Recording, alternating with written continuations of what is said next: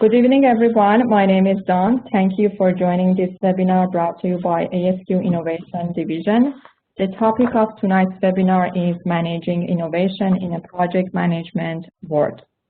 As project, program, or portfolio managers, we continually leading efforts to improve our organization's ability to deliver our goods or services. Many, if not all, of the efforts require creative, innovative thinking, yet the path to success is often littered with landmines. This presentation will discuss the need for innovation and how to instill it in your projects. The learning objectives are understanding the needs, making the case for innovation, what skills are required for success, the spheres of influence, key elements to consider, typical barriers or roadblocks that can hinder innovation. This webinar is being recorded, and the recording will be available on ASQ Innovation Division YouTube channel. Also, there will be 10-minute time after the presentation for questions and answers. Please post your questions in the Q&A section of WebEx tool. Tonight, our speaker is Mr. Joe Perzel. Thank you very much, Joe, first of all, for accepting to be our speaker today. Joe Perzel has been leading projects of all sizes and managing staff since 1982 in both a corporate and vendor capacity. He has a background in multiple industries, including healthcare, insurance, finance, government, nonprofit, K-12, and higher education, audit and compliance, manufacturing, and agribusiness. Presently, Joe is partner J. Perzel Inc., as well as program manager at SureScript LLC. He has also held leadership positions at Cargill MN Workers' Compensation Insurance Agency, Thomson Reuters, and International Multifoods. Most recently, he has been the keynote at the Manitoba PMI Symposium, Central Arkansas PDD, and the Rochester CTC Leadership Conference, as well as facilitated workshops and presentations to PMI MN, PMI International, RMI R2, PMI chapters, LLBA, ASQ International Project Management Association, State of M Symposium, St. Cloud State University, University of St. Thomas, and several corporations. Again, thank you very much, Joe, for accepting to be our speaker today. I would like to hand it over to you. Please take it away. All right. Thank you, Dawn. Appreciate the introduction. I just turned my video on. Can you see me yet? No. Yes. Oh, no. There it is. Took a second. All right.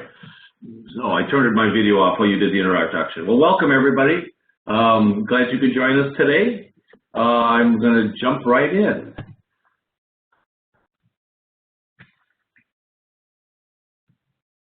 All right. So I always have an agenda when I run a meeting or I'm involved in a meeting. So this is no exception. So today, I'm going to talk about my background, some assumptions, definitions, then I'll jump into the key elements about innovation, tips and hints, and some final thoughts. Couple of things. Obviously, you're muted now, but if you need to get up and walk around, do whatever else you need to do, go for it. As Dawn mentioned, we can do chat. I'm going to just say hello to everybody in the chat. If you have a question, toss it in the chat function. Dawn will see it, or maybe I'll see it, and I'll try to address it. I also will try to pause as I transfer or transition from one section to the next. So I love questions. I also have an addendum. I tend to have a lot of content, so I put a lot of it in my addendum. Anywhere you see a little @ sign, you'll get the corresponding information in the addendum. I sent to ASQ Innovation, Dawn and Rhonda, I sent the deck ahead of time, and if you are interested in reading along, you can certainly do that. I like feedback, so evaluations are great. If we get into a discussion that becomes long-winded, we may have to park it. And if you want the full PowerPoint presentation, I will make it available if you email it to me. All right, so my goals today are to discuss key elements, tips, hints about leading successful enterprise innovation initiatives. I'm not pretending that I know all or everything, so I would love add-ons or additional thoughts from anybody that happens to have one. But that's my goal for today. And I do that by presenting content, and I tell a ton of stories, a couple of jokes, real-world examples, and a little humor along the way I think helps. So hopefully you'll enjoy the presentation. Dawn went through my background. We don't need to do this. Couple of larger projects. My deal is I run large, messy, big, complicated projects. Some are just large, messy, and complicated. Many are innovative in terms of what we're trying to do. That is my thing. The other thing I like to do is warn people. I speak a lot. I do this 2 or 3 times a month. And some of my presentations are the dark arts of project management, how to be a chameleon, 10 simple ways to screw up a good project. There are no politics in project management. Dealing with sleeping giants and saboteurs. I do that because I'm giving you a heads up. I can be a little sarcastic as I make some points. But I also love to market and attract attention because it leads to project success. So I hope I'm not too irreverent, and I hope everybody's okay. My first set of content, I'm going to run through some assumptions here.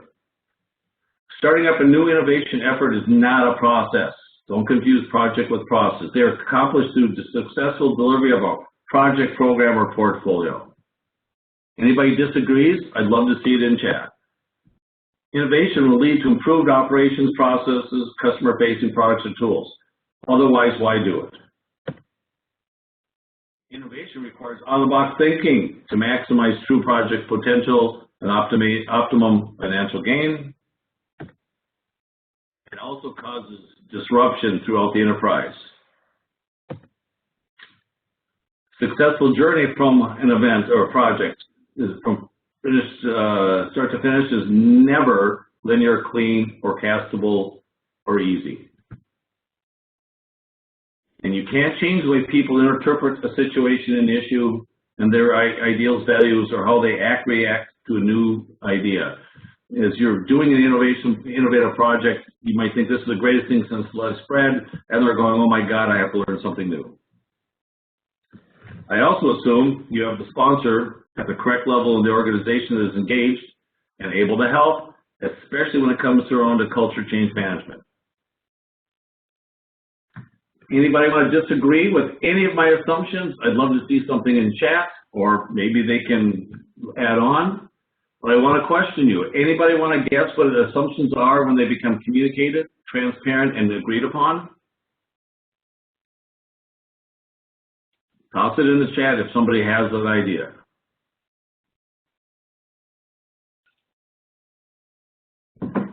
Anybody find the chat yet?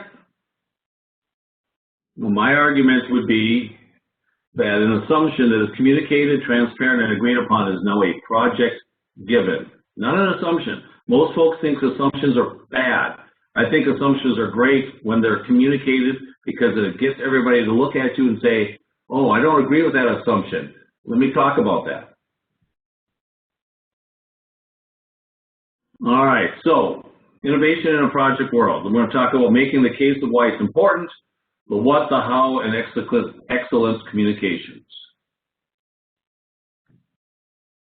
First off, innovation is not a new label on an old product or a process or a tool set, passing fad, or a term to sell a new project or idea. We've all seen that where someone says, oh, we're going to innovate, and they come up with the same old, or it's a big fad that doesn't stick around. There's no value.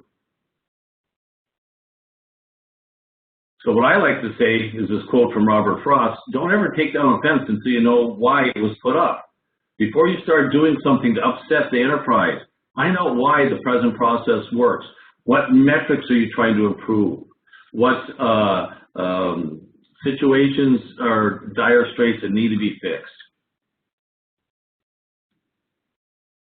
So some typical descriptions of what innovation is. Webster says, the act or process of introducing new ideas, devices, or methods.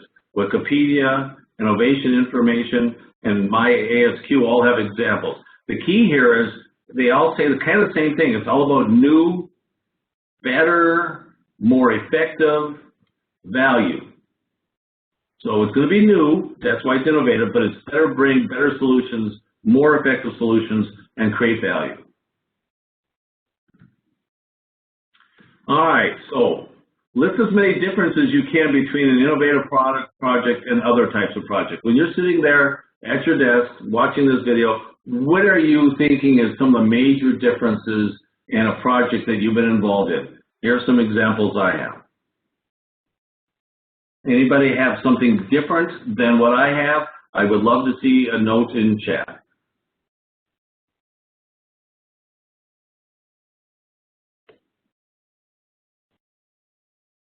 I'm assuming, Don, we're not using Q&A, we're using chat. Is that correct? That is correct, yeah. And all right. in the chat at the bottom of the WebEx, your panel, so. Thank you, Don. And we do have one answer to your to your question that you asked in the Q&A, culture change. Okay, Don, I don't see that on the chat. Can you read it to me? That's the Q&A section. It's called. Oh, in the Q&A section. Ah, all right. Culture change, absolutely. Thank you, Rhonda. Culture change is a big thing, absolutely. Organizational change management, culture change management, to me they're basically the same thing. Any other comments?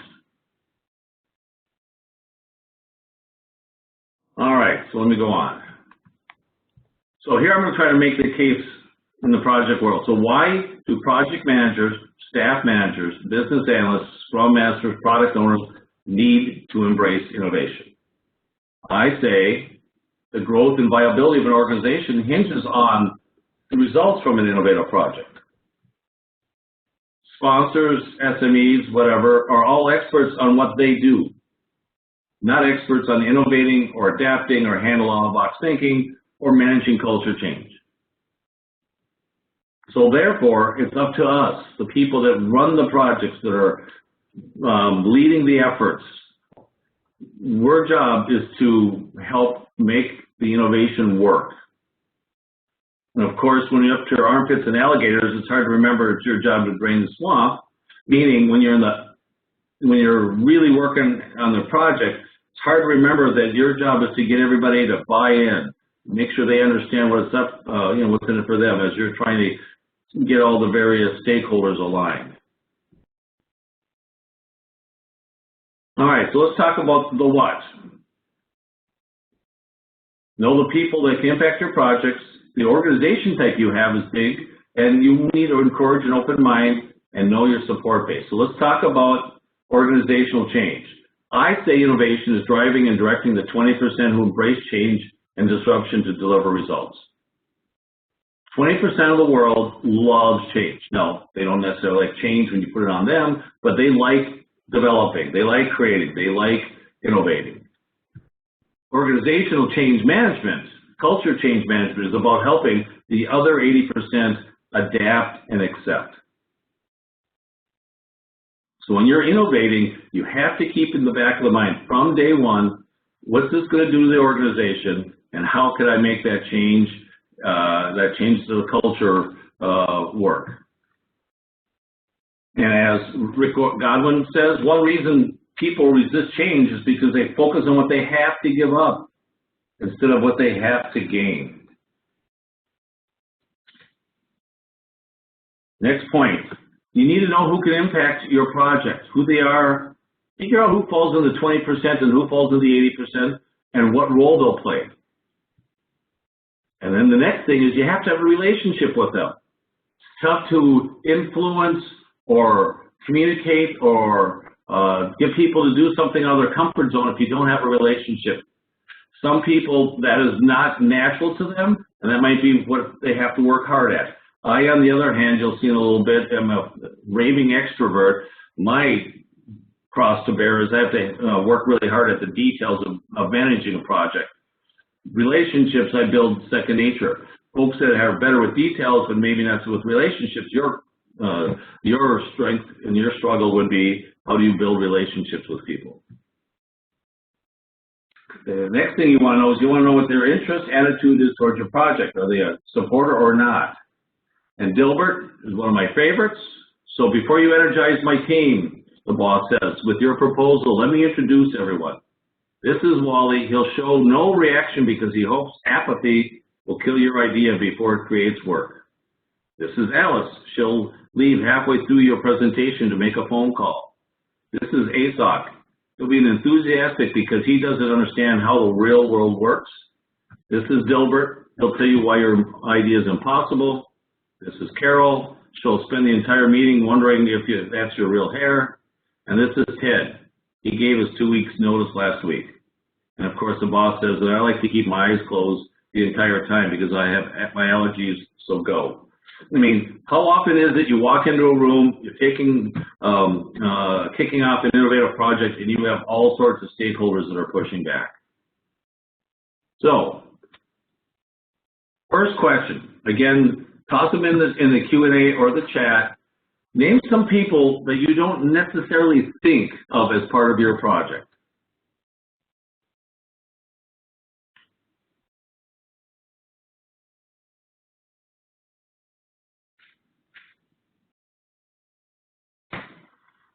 Again, we're not going to do exercises live here, but if you could put something in the Q&A or the chat, I'd appreciate it. I have a handful of suggestions that people want to think about.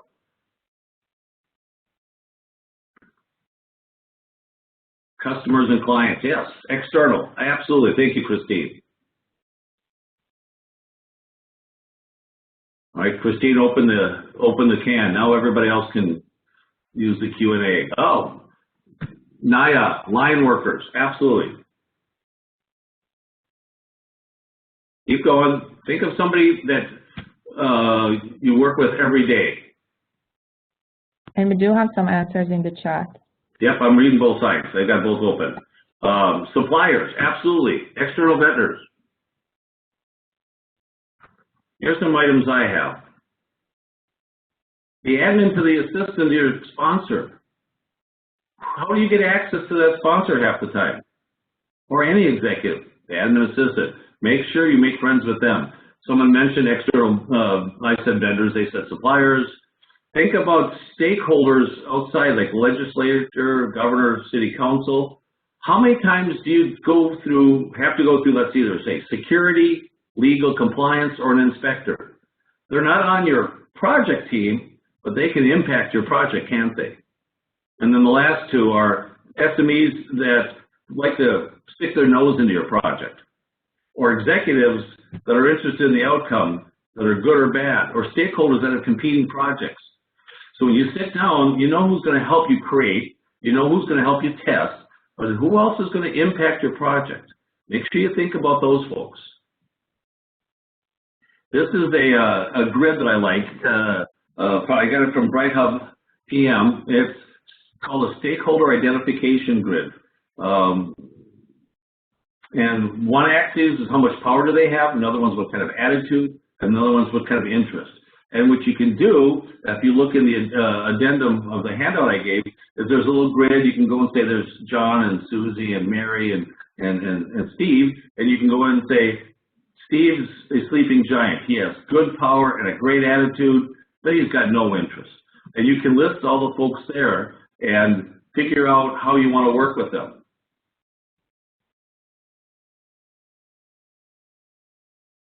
Once you do that, once you create your sphere, you have these 8 nodes. And a node is going to be the folks on one corner or another. Anybody want to guess which folks you want to spend most of your time managing? How much time are you going to spend on an acquaintance or a friend? Versus how much time are you going to spend on a savior or a saboteur or a time bomb? My argument is, as you go through and you put people in their little cubby hole, make sure you take care of the people with the high power. You take the sleeping giants and the saviors and you use them to be successful, and then you work with the saboteurs and the time bombs to get their interest and their attitude to change. And I like to say use I4. You want to involve them, influence them. Those are the 2 best options. If you can get them involved, they'll change their attitude positive. If you can influence them, and in some cases, let's say with a tripwire, you may ignore, or with an irritant, you may isolate. So involve, influence, ignore, or isolate. And of course, in that order of prioritization. Any question about the spheres and how you can categorize your folks that are stakeholders on your project? I don't see any. You have to know where you're, oops, I heard something. Yeah, this is Don, can I interrupt you? Absolutely. I think we don't have your video. Can you share your video? You lost my video? Yep, a long time ago. Oh. And I thought you did it on purpose, but... no, I didn't do it on purpose. Yeah. You can't see me waving my hands. No, now we can see it. All right, sounds good. Thank you. I'm not Italian, but I might as well be because I'm doing all sorts of hand gestures. Thank you, Don. All right, so any questions on the stakeholder grid, the spheres, and who you focus on and how you do it? I mean, I do a whole workshop on this where you talk about the different techniques and methods to use, and this would be a great way to use for maintaining and managing your organizational culture change management. Let's figure out who's on your side. All right, next is know your support base. Do you have enterprise support? Do you have management support? What I call top-down support. They can help you with a lot of areas, analytics, brainstorming, more importantly, building the business case. Do you have the team support? Are they on board? Are they excited? They can help you with research and brainstorming. So in this case, team support is bottom up. They can also help with the business case. They also can help you with proof of concepts and prototypes. And if they're really excited, they'll donate their free time, especially in a situation where you're trying to innovate and management hasn't bought in yet. Of course, it's ideal if you have both. The other thing is you need to know your organization type. I skipped over slide 23. It's a very PMI, Project Management Institute grid. It's in your handout, but it talks about the different organization types. But knowing your organization, are you a functional organization? Are you a hierarchy? Are you a matrix? Or are you a project organization? And where you're placed in that organization is huge, because that'll determine your level of control and influence you have at your disposal. Also good to know where your sponsor sits. Every once in a while you'll have a situation where this is your sponsor, you go with it, and they're not at the right level of the organization. And you have all sorts of problems because they can't exert the span of control to get the resources you need, or they don't have the ability to convince other executives to sign on. So in that case, you have to find influence someplace in the organization. So, question, why do staff managers, scrum masters, project managers in a strong matrix or projectized environment often have greater project innovation success? Anybody want to guess? Anybody want to tell something in chat or Q&A? I was a staff manager since 1982. And yes, I was 12 at the time. I had everybody on the project team reporting to me. Everybody got the reviews from me. I decided who worked on what. Folks that control the staff, whether they're either staff managers or project managers in a strong matrix or projectized environment, have a greater chance of success because they do the people's reviews. They assign the work. They also have a history and a certain level of respect which you're going to need when you start going into the project. Ah, I see Marcus. Thank you, Marcus. More influence. Absolutely. All right, the other thing you need to do is encourage an open mind. First of all, you have to have an open mind. The team, the executives, everybody downstream. Everybody's got an open mind. Someone may be, this is going to be a great guns, let's go do it. Others are going to say, no, this is going to wreak havoc on our manufacturing floor. But both of you, everybody, has to have an open mind. And I like this quote from Frank Zappa: "A mind is like a parachute. It doesn't work if it's not open." So when you're running an innovative process, you need to understand that you, starting with you, have to have an open mind. You may not have the right project plan. You may not have the right resources. You may not know about a risk. You may not know about an issue. You're on a project team and you try to drive it, and executives have to keep an open mind. And if you're the project professional, your job is to get everybody to be open to any concept. Kind of like the no bad idea, no bad question scenario.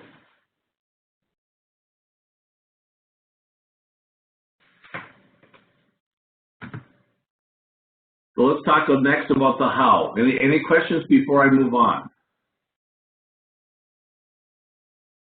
Okay. This might be one of my favorite Dilberts. I found the root cause of our problems. It's people. They're buggy. And the boss says, "Did you bring a pen?" The problem with the world, with work, with projects, with innovation is the people. They all have different objectives, different goals, different styles of communicating. So let's talk a little bit about personality profiling. I call it the art of learning about people. You know, how do they take information? How do they think? How do they make their decisions? How do they communicate? My wife is a very detailed person. When she's communicating to me, I need to let her run from beginning to end because she wants to tell me the important thing at the end. And if I stop her halfway through, she starts over. Where I tell you the last statement, my favorite answer is, I'll give you the last sentence of the last paragraph of the last chapter of the last book in a 3-book novel. I'll just tell you the last thing, and then you can ask me questions. My style is different. But you need to understand how people take information in. Because in the equation, as you're talking to somebody, think about it. Who can you adapt? Who in that situation can you control the adaptation over? You or the person you're communicating with? You can only control yourself. So a lot of good tools. I love DISC. We'll go through DISC now, but in the addendum, I have a Myers-Briggs stuff. And just keep in mind, everybody has a predominant and secondary trait, and there is no wrong answer. Any company, any project, any situation, any group department needs both detail-oriented, non-detail. Project management, drivers, and steady repeatable. The world needs all. You have to recognize what someone's style is. I use it to categorize people. When I do public speaking in person, I'll be profiling you as I'm walking around saying hi to you. Can I jab you a little bit, and would you smile, or do you look at me crazy? Same thing at work. If I see you in the hallway and say hi to you, okay, pre-COVID, did you smile, light up, and tell me your life story, or did you look at your shoes and say hi? All that just tells me what kind of personality you have, so I understand the best way to communicate with you. Then I adapt my style. If I'm all big and gregarious and you're saying, "Oh my God, who is this guy?" I need to tone it down. And here's what the DISC profile methodology works. And I swear to God, Myers-Briggs, 16 personalities, all of these things have the same thing. They're all built off the same research in the back. They all have basically the 4 different profiles. I like this because it's the simplest to explain for me and the easiest to understand. So D for dominance, I for influence, S for steady repeatable, conscientious is for folks that are conscientiously detail-oriented. And on the right there are the behaviors that people prefer. So once you understand this, and you can see somebody in a room, you can see somebody in a video chat, you can talk to somebody, you can pretty much figure out, do they like to be gregarious? So they're probably a high I. Are they very detailed equations? Do they like to go into the details and dive right in? Does somebody like to take charge, or are they happy to sit back?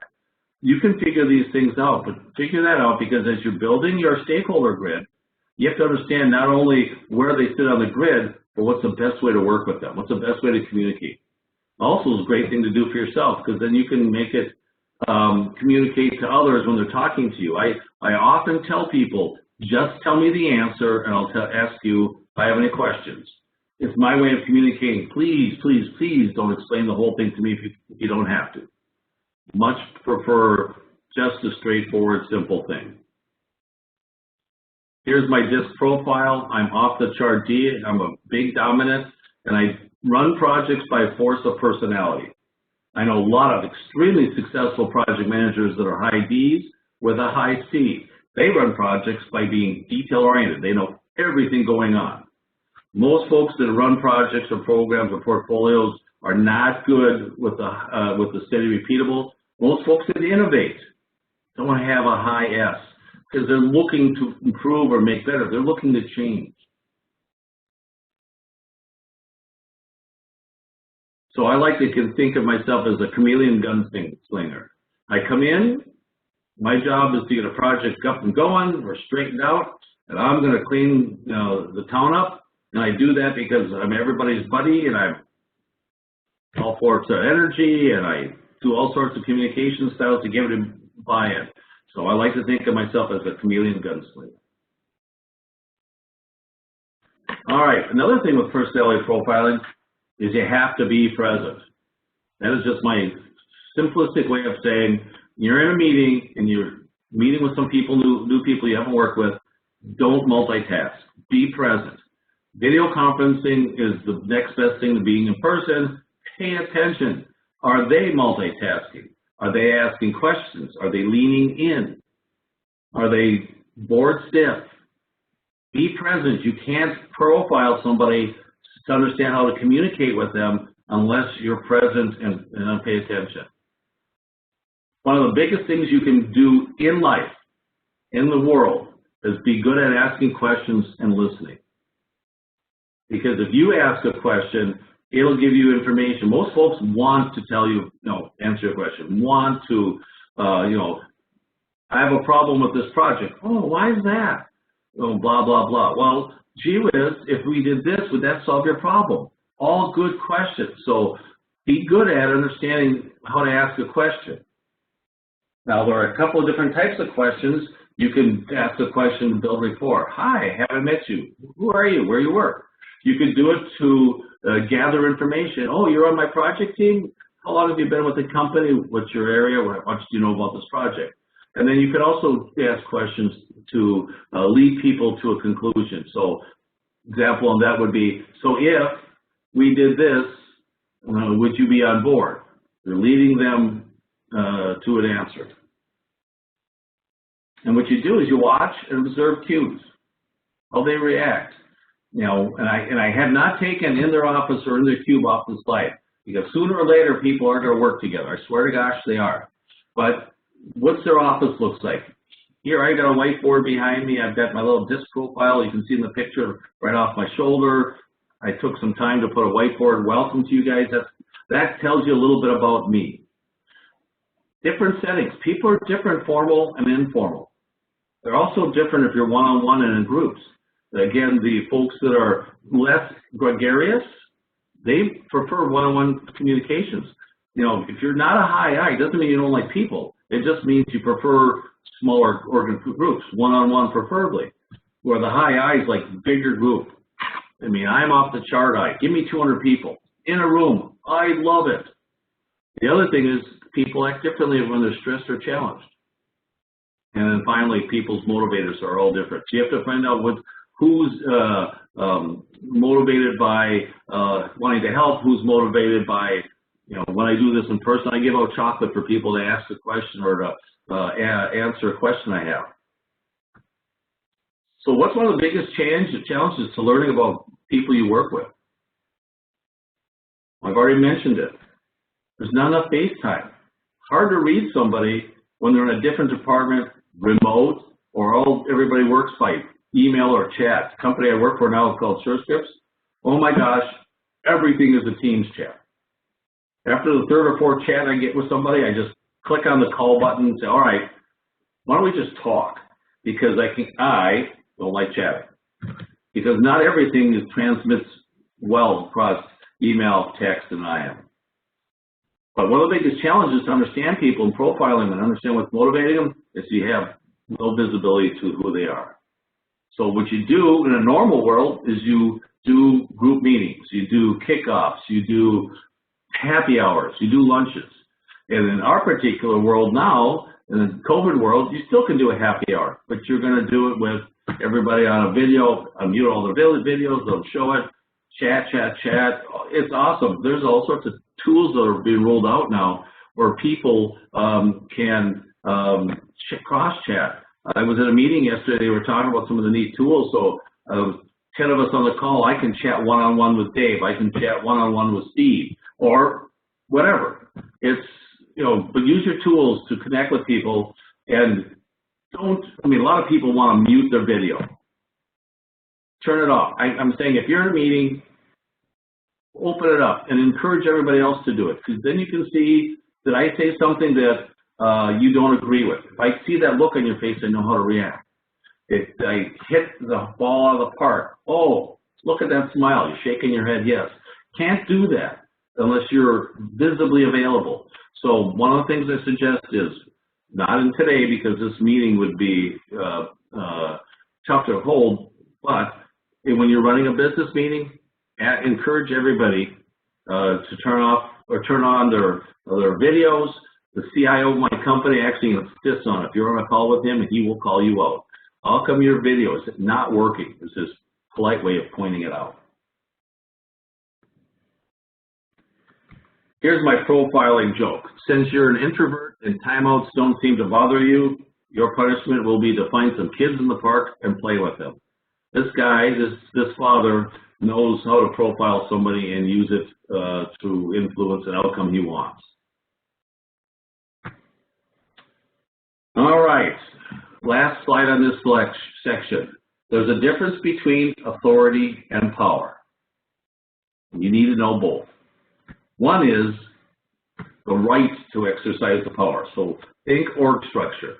Authority is all lined up in your org structure. Who's the CEO, president, who's the executive in that area, that department, who's the VP underneath them, who's the director working underneath the VP, so on and so forth. That is the authority. The other option is who has the power? Who has the ability and the might to influence people or events? Every company I've ever worked for, there were folks that were line workers, individual contributors, folks that had no rank or title in the org chart, but they had tremendous might in the organization. Where I'm at now, if Tom Will says jump off the building, everybody shakes their head and jumps off the building. Dave T says that won't work. Everybody stops what they're doing and double checks to make sure, because Dave P and Tom really are, you know, they're bright, they understand what's going on, they know our environment, and they're folks you don't take lightly. They don't have any authority, they have no right, but they have a ton of power because they have the might to influence people or events. And when you're doing an innovative project, you need to figure out who has the power. Authority you're going to know. Example I had was I was running a project for a sales organization, and we were rewriting their sales platform as they're working with external customers.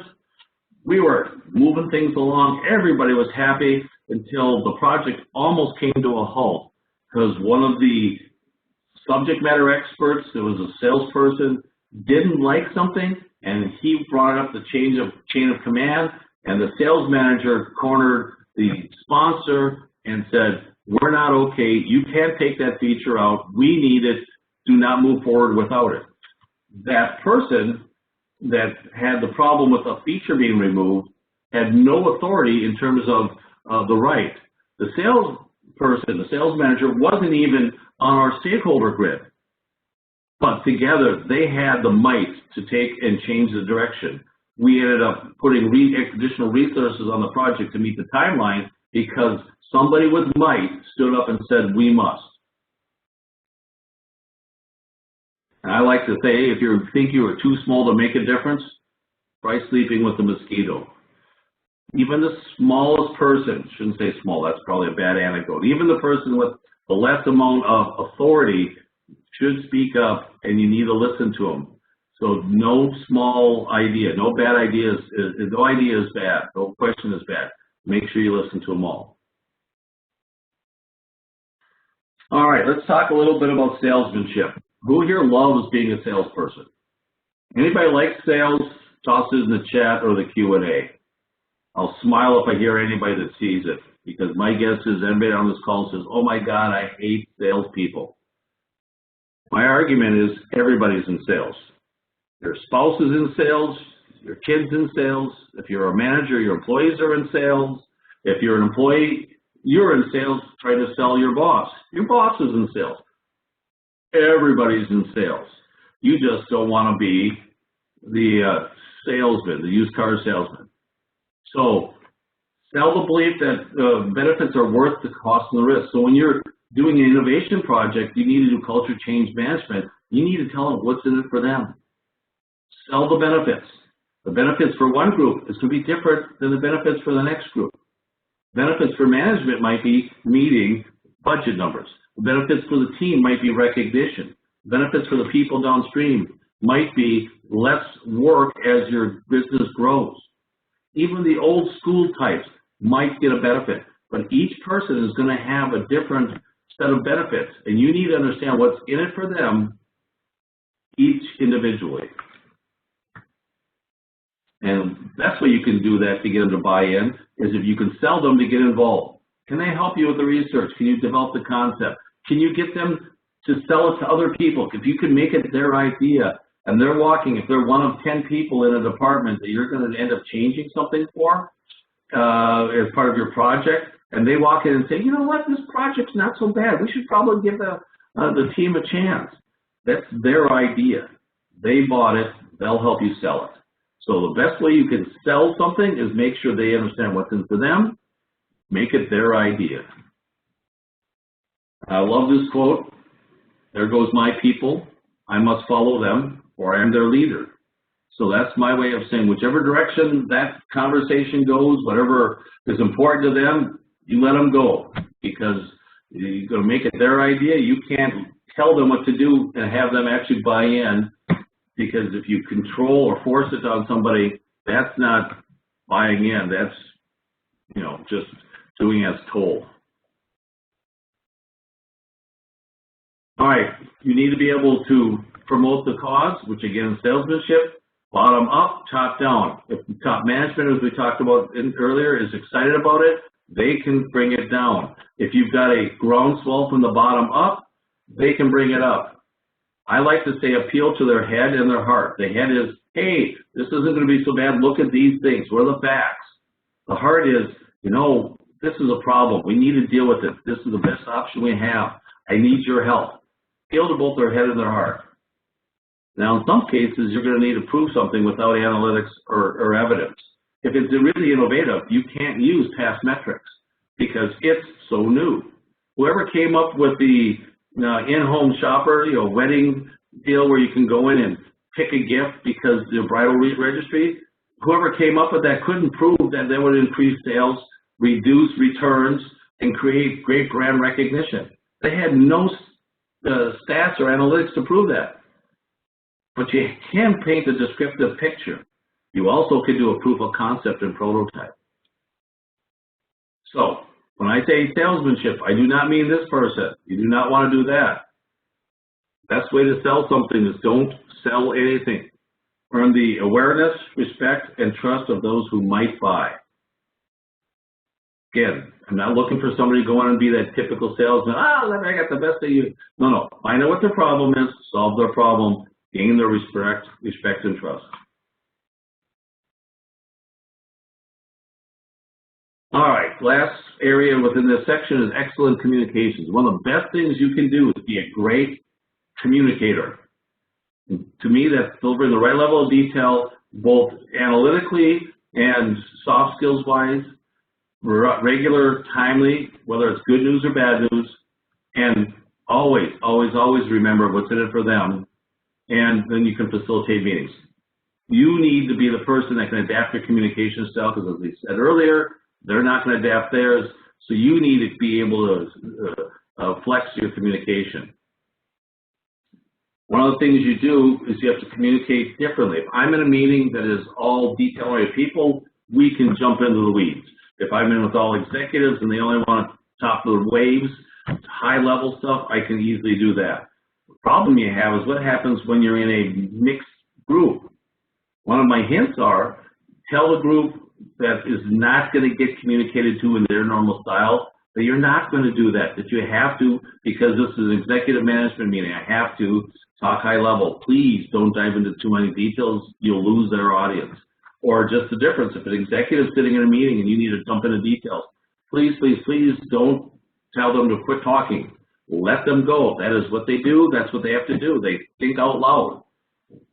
Doodle, whatever you need to do, but make sure you don't cut off the brainstorming. So what you do is you tell the group that is not going to be communicated to in their primary style to adapt and ask for their help. Again, feeling to their heart. So communications is the key to culture change management. Communicate, communicate, communicate. Their way, as often as needed. Always think who I'm talking to.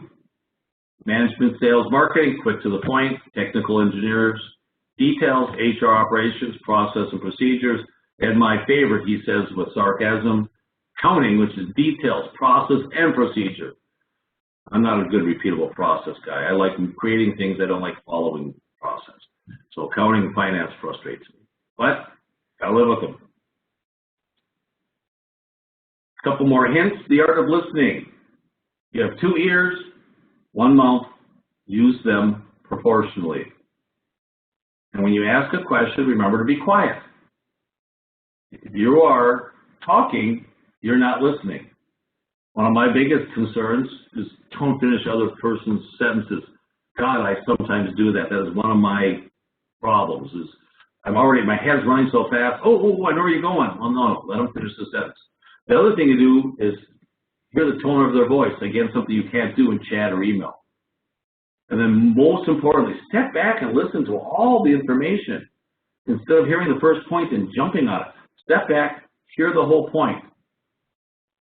Body language tells you, a picture tells 1,000 words, right? You can see their body language. They don't have to say they're unhappy. Their arms are crossed, they're leaned back, their eyes are rolling. The picture tells 1,000 words. Video conferencing, video conferencing, video conferencing, and when possible, face-to-face meetings. And remember to check your audience. What are some ways you can tell someone's engaged? Anybody want to put something in the chat or the Q&A, a way to find out if your audience is engaged?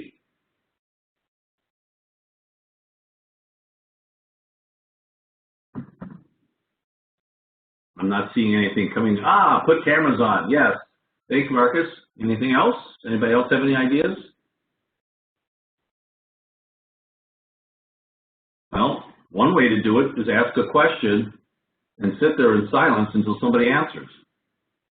I like asking questions. I like engaging. I also like running exercises. Hey, let's try this. Let's do a little brainstorming deal. All of a sudden, they have to take their noses out of the computer and their emails that they're checking, and they have to engage. So asking a question and asking people to get engaged and exercises are another way. So if you can get the cameras, you can tell, but if you can't get the cameras, ask a question and then be quiet. A couple of tips and hints. So some barriers and concerns. One thing when you're running an innovative project is your initial concept may not look like the end result. If you've done something and you were going to go from here to there and oh my God, you've had some base assumptions that weren't correct, oh my gosh, suppliers couldn't deliver, or something you thought was going to be fault tolerant doesn't work. So the end result may not look like it. Okay, did it meet your business goal? Prepare for it. Goal's the same. Process may be different. Communicate with everybody. Manage expectations. One of the best things you can do in an innovative situation is manage expectations.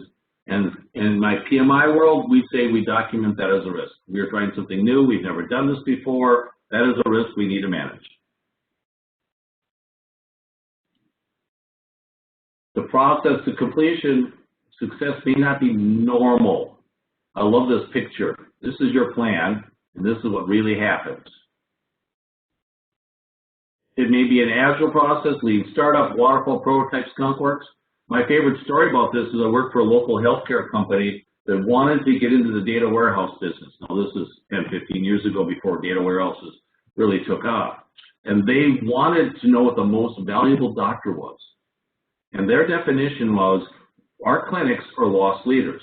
We make money, we survive by long-term hospital visits.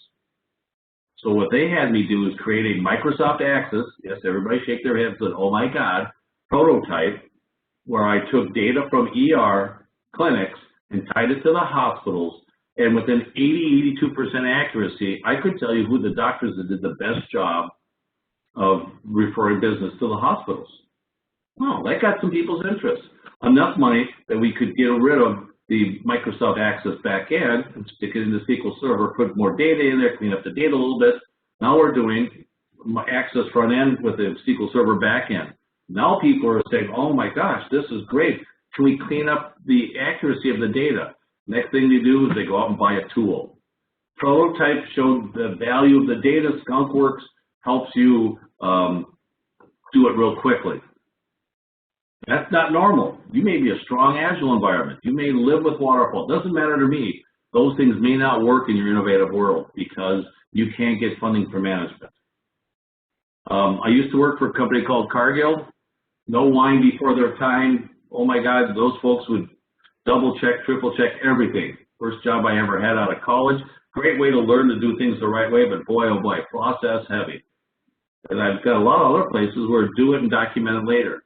You need to understand where you're at, and you may have to be completely different. If you're in an environment where it's process heavy, you may have to do something quick and dirty, which means you're going to come back and document it later. Another barrier or concern is innovation will cause change, disruption throughout the enterprise. What used to be the way you actually ran finance, if you install a new system, is now different. And oh, by the way, we're using a package solution, and oh, by the way, we're not going to customize a package, so you need to do your job differently. Oh, we used to have 2 years' supply of parts on hand. No, that costs too much money. We are going to be just-in-time parts manufacturing or parts supply. Oh my gosh, disrupt the environment. Now you have to be very careful about how you schedule production because you can't run out of product. So innovation challenge convention. So plan for organizational change management, formally and informally. Most projects that have failed didn't because the app didn't work. It's the organization chose not to embrace it. Plan and execute from the moment you get involved in the project. Ask who's going to help you or who's going to lead the organizational change management function. You may need influence the management and the rank and file to care. You need to be able to talk up, talk across, and talk down. And I don't know how many times I've said it today, and I think I'm going to have to at least do it 1 or 2 more times. Remember the benefits. What's in it for them? And it is going to be different for different people. Start early and don't end until the project's done. As we talked multiple times, not everyone is excited about change or will have an open mind. So what do? Recognize that. That's natural. I said earlier, 80% of the people like steady, repeatable, or know that it's going to be successful before you start. And they're going to resist it. Very uncomfortable for a lot of people. So remember, involve and influence. That'll get a whole bunch of people on your side. And if not, and they have no power, isolate and ignore.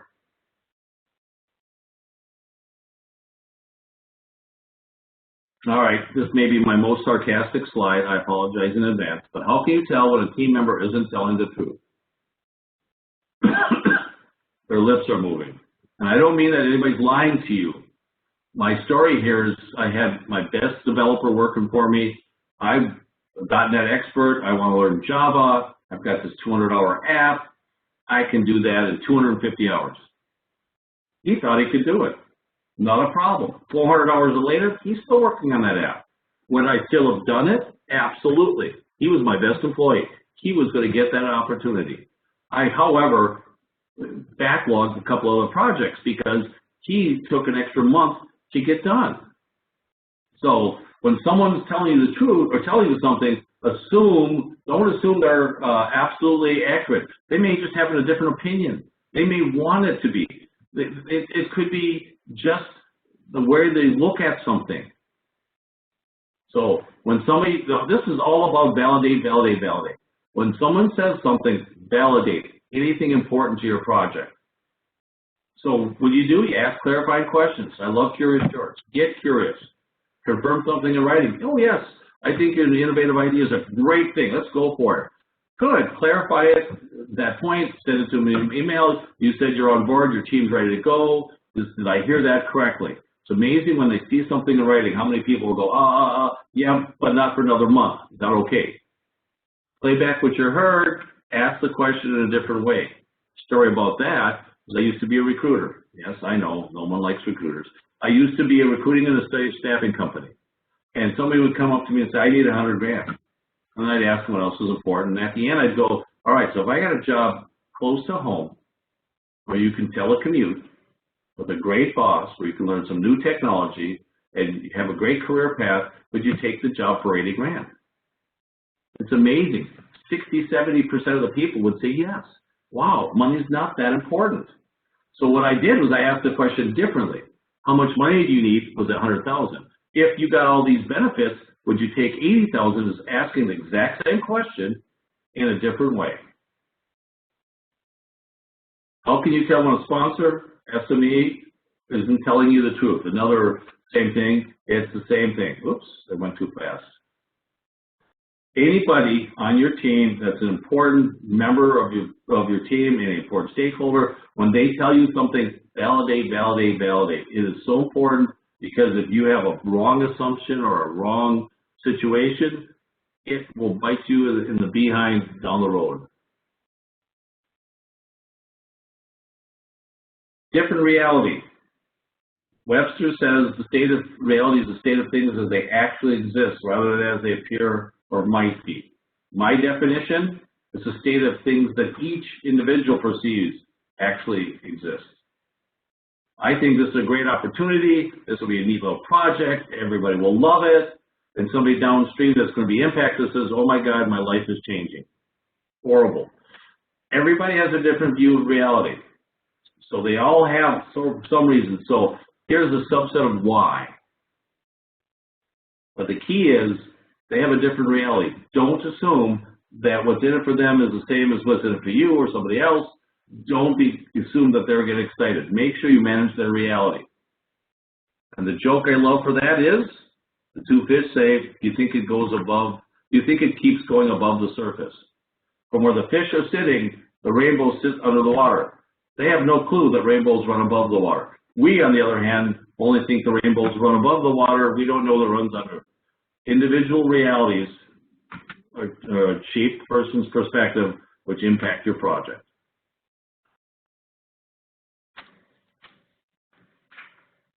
All right, before I get into the summary slide, any question on that last section?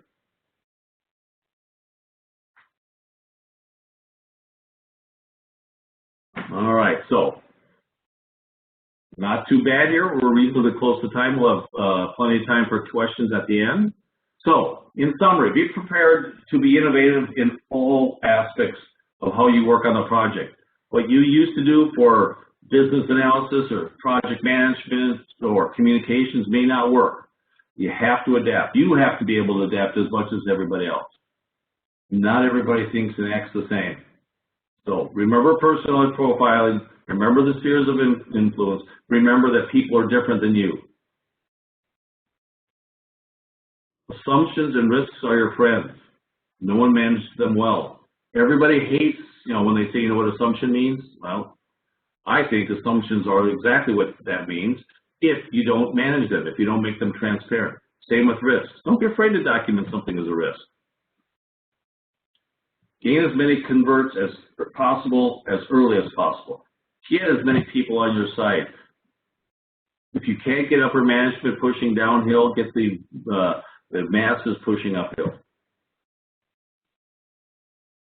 And I love this, what they say about the restaurant business is all about location, location, location. Well, running an innovative project, working and to be successful, it's all about communicate, communicate, communicate. The style that the audience wants to hear, verbal, written, detailed, not detailed. formal, informal. Whatever works for the audience. I love this. 4 I's, involve and influence, are the best way to go. But if you have to, ignore and isolate. And the key, however, is making it their idea. If you can get them excited and it's their idea, they're helping you brainstorm, they're coming up with all sorts of ways to do it, they've bought in. If you only remember 3 things, enlist the 20 and help the 80 to understand. List the 20 to help you be successful and do culture change management for the other 80%. Reality is relative. What's in it for them? That must be the 5th time I've said that today. What's in it for them? And adapt your message for each person. Ask questions and validate anything important to your project. And I love this quote, be decisive, right or wrong, make a decision. If it's a great idea, go for it. The road of life is paved with flat squirrels who couldn't make a decision. With that, I'm to the end of my presentation. Dawn, how would you like to handle the Q&A? Thank you very much again, Joe, for your presentation. I can ask the audience so that they can put their questions, post their questions in the Q&A window or the chat window, and I can read them out loud for you. The questions. Anything? You did hand out the slides, right? Because I did skip a couple of slides that would have made me run over. Anything that's in the addendum, any slides that are skipped over, anything you don't agree with, anything you do agree with. Any question, I'm game.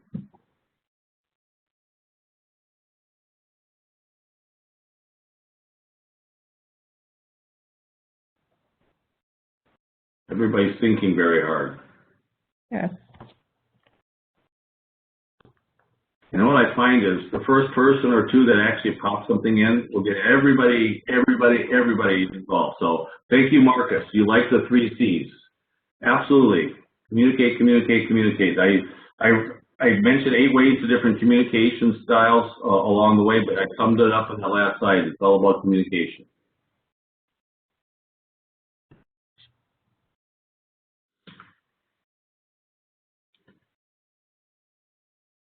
Anybody else have a question? Was it that easy to understand? There are 2 questions came in the Q&A. Ah, beautiful. So the first one is, what is the one thing you tend to lead off with for your client consults to get to the root of the challenges? When you say client consultants, I'm assuming you mean internal. Could be external, but it's the same thing. When I'm leading off with my client consultants, I tend to ask a ton of questions. What problem were you solving? You know, what issue do you have? What does success look like? And then I root into the details of each one. You know, why have you not solved this problem already? Again, ask questions. You need to be the king or queen at asking questions and then listening for the answer and then diving in deeper when you need to. So I get in a meeting, I build relationships, I get people to know me, I get them comfortable, and then I pepper them with questions, watching their body language to make sure I'm not overdoing it, and so on. You know what, Don? I'm going to laugh. I didn't know that the Q&A was filling up because my Q&A never scrolled. So I kept pushing everybody to answer stuff. And Rhonda and Donna and Christine all had questions I missed. What are your thoughts of Inside the Box by Drew Boyd and Jacob Goldberg book? I have not read that book. I'll have to take a look at it. Diana, do you have any thoughts that you'd like to share? Put them in there. What, other than the 4 I's, what do you use as time bomb when you use this for time bomb leaders? Oh, I mean, everything rolls up under the 4 I's. First thing I try to do is get them involved. If they're got the power and they're a time bomb ready to blow up, that means they have a negative attitude and a lot of power, but they have no interest. So it's a race between before they get an interest and have a negative attitude, you convert their attitude. If you can get their attitude to be positive before they become interested, they convert to a savior, or at least a person that's not going to be a time bomb and blow up on you. But it's all about getting to know them, find out what their headache is, why is it they're not happy.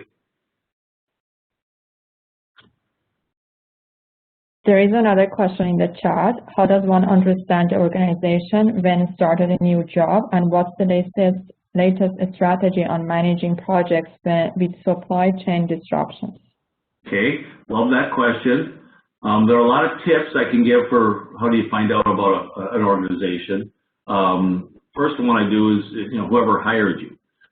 Find out the first project or the first assignment you have or the first group. Find out from them what they know. There may be peers. If you're a project manager, find out from the other project manager. If you're a BA, a product owner, a tester, whatever the deal is, find out from your peers what their experiences are in that area. Look up the annual report if it's a public company. That'll tell you the org chart. Go to HR and get the org chart as best they can show you. But try to get a feel, because depending upon where they sit in the org chart, what department they come from, they're going to have a standard natural reaction.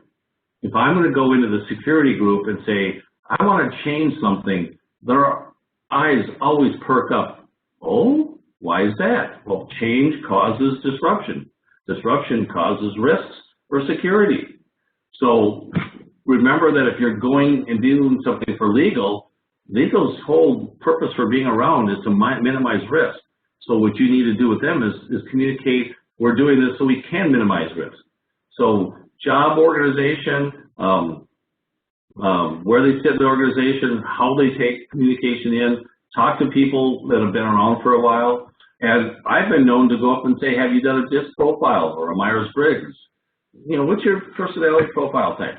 Most folks say, oh, yeah, I did that 2 years ago or 3 years ago or last week. Doesn't matter. I'm a DI. I'm an SC. Oh, okay. Now you know what's the best way to communicate with them. I hope I answered that question. Is there a follow-on to that?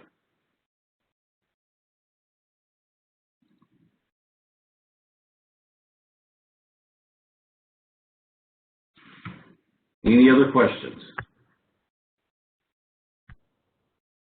Yes, thank you, Jeff.